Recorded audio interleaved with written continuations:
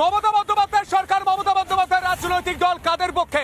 ধর্ষকদের পক্ষে না বাংলার মায়েদের পক্ষে? প্রত্যেকের জন্য 20 সেকেন্ড। দেখুন, national record crime record bureau বলছে সারা ভারতবর্ষে পশ্চিমবঙ্গে নারীরা সবচাইতে সুরক্ষিত। আর বিজেপির যে সুরক্ষার এটা নমুনা, সুরক্ষার এটা নমুনা। এই তো সুরক্ষার নমুনা। আমরা ভুলিনি আরজি কর, আমরা ভুলিনি কনফার্ম। Don't debate. হচ্ছে এনসিআরবি রিপোর্টে আমাদের পশ্চিমবঙ্গে সত্যি ঘটনাগুলো যায়, আপনাদের পুলিশ পাঠায় নাকি আপনারা থানায় গিয়ে ধর্ষণের ঘটনার রিপোর্ট চেঞ্জ করে দেন? তার জন্য আপনারা এনসিআরবি রিপোর্ট। দেখুন, এই পশ্চিমবঙ্গ জুড়ে যে সরকারটা চলছে এটা তালিবানি সরকার। কারণ রাজ্যের মুখ্যমন্ত্রী ফতোয়া জারি করে দিয়েছে যখনই সূর্য অস্ত হবে তারপরে আর মায়েরা বোনেরা রাস্তায় বেরোতে পারবেন। সরকার শুনুন, আমি একটা কথা বলি, আমার জানি না যে আমার প্রশ্নগুলো আপনি নেবেন কিনা নেবেন না, মাইক ফেলে দৌড়াবেন না মাইক নিয়ে দৌড়াবেন আপনার ব্যাপার। না আপনি সময়টা সবাইকে সমান দিচ্ছেন, এটা আপনি 10 সেকেন্ড। প্রথম কথাটা হচ্ছে যে আপনি একবারও বলতে পারবেন না যে দুর্গাপুরের ঘটনাটা সত্যি, আপনি একবারও বলতে পারবেন না সারা ভারতবর্ষে এই ঘটনা চলছে হচ্ছে না। আবার আপনি এটাও বলতে পারবেন না যে উত্তরপ্রদেশে আমাদের বাংলার থেকে বেশি সুরক্ষিত, কিন্তু আবার এটাও বলতে হবে যে আজ একবার আয়নার সামনে দাঁড়িয়ে রুদ্রাঙ্ক বাবু জিজ্ঞাসা করবেন যে নির্যাতিতার পরিবারটা যদি আপনি হতেন আপনি কি একই কথা বলতেন? আর এই বিষয় নিয়ে সুকান্ত মজুমদার কি বলছেন শুনবো। যে ধরা পড়েছে বা যার বিরুদ্ধে অভিযোগ, সে নাকি একসময় এসএসকেএম এ ছিল এবং বহিষ্কৃত হয়েছিল। বহিষ্কৃত তৃণমূল আমলে যদি কেউ হয়ে থাকে এমনি তো হবে না, নিশ্চয়ই এমন কিছু করেছিল তার জন্য বহিষ্কৃত হয়েছিল। তারপরে সে অন্য একটি হসপিটালে কিভাবে চান্স পায় প্রথমে সেটা দেখান, নাহলে থেকে এসে এসএসকেএম এ ড্রেস জোগাড় করে নিয়ে একজন নাবালিকাকে শ্লীলতাহানি করলো। তাহলে এই যে আরজিকর কাণ্ডের সময় এত মানুষের প্রতিবাদের ফলে মাননীয় মুখ্যমন্ত্রী বলেছিলেন তারা অনেক গাইডলাইন্স বের করেছে, হলো কি শেষ পর্যন্ত? কিচ্ছু তো হয়নি।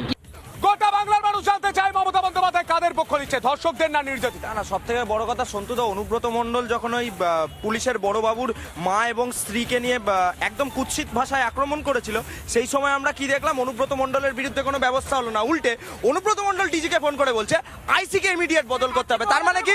তার মানে প্রশাসন এখন ধর্ষকদের কাছে আত্মসমর্পণ করেছে, এটা খুললাম পরিষ্কার হয়ে গেছে। আর এই রুদ্রাঙ্ক, এরা তো ধর্ষকদের হয়ে সবাই গায়, এরা ধর্ষকদের হয়ে সবাই গায়। ব্যাঙ্গালোরে আজকে একটা মেয়ে জুড়ে তালিবানি ধর্ষকদের সরকার চলছে, ধর্ষকের সমর্থনে সরকার চলছে, যেখানে পার্টি যেখানে ধর্ষক সরকার। ভাই আগে নিজেদের দেখো, যেখানে ডাবল ইঞ্জিন সরকার, যেখানে ডাবল ইঞ্জিন সরকার, সেখানে এই মহিলারা সুরক্ষিত নয়। এটা অফিসার হোম ডিপার্টমেন্টের অন্তর্গত। মমতা বন্দ্যোপাধ্যায় কোনো দিন বাংলার মেয়েদের যে পক্ষ নেয় না, বাঙালি হিন্দুদের যে পক্ষ নেয় না, তা মমতা বন্দ্যোপাধ্যায়ের কথাতে স্পষ্ট। মমতা বন্দ্যোপাধ্যায় যখন একের পর এক নির্যাতিতার মান সম্মান ইজ্জত এবং তার চরিত্র নিয়ে প্রশ্ন তুলেছেন তখনই স্পষ্ট হয়ে গিয়েছে। তিনি হাঁসখালির ঘটনায় বলেছিলেন মেয়েটা প্রেগনেন্ট ছিল কিনা দেখতে হবে, মেয়েটার ল্যাব অ্যাফেয়ার ছিল কিনা দেখতে হবে। মমতা বন্দ্যোপাধ্যায় একবারও ধর্ষকদের বিরুদ্ধে কথা বলেননি। মমতা বন্দ্যোপাধ্যায় অনুব্রত মণ্ডলকে আজও খোলা আকাশের নিচে ছেড়ে রেখেছে, যে অনুব্রত মণ্ডল বাংলার পুলিশ আধিকারিকের মাকে এবং স্ত্রীকে ধর্ষণ করার হুমকি দেয়। মমতা বন্দ্যোপাধ্যায়ের পার্টিতেই মনোজিৎ লালিত পালিত হয়, সেই মনোজিৎ কসবা ল কলেজে ধর্ষণ করে, গণধর্ষণ করে শেখ বাবুলাল, তৃণমূলের কর্মী অথচ পুলিশ কর্মী, হাফ টাইম ফুল টাইম খেলে, সেই শেখ বাবুলাল ধর্ষণের হুমকি দেয়। এখান থেকে স্পষ্ট মমতা বন্দ্যোপাধ্যায়ের প্রশ্রয় ধর্ষকদের আশ্রয়। প্রশ্ন করলাম বুক চিতিয়ে চোখে চোখ রেখে, এবং লাই হচ্ছেটাকে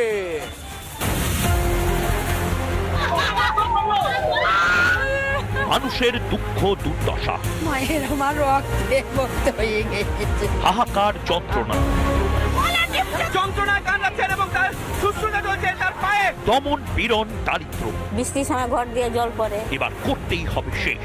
কোনো কিছুই তো দিতে পারেনি, কেউ আসেনি। রিপাবলিকে শুধু মানুষের কথা।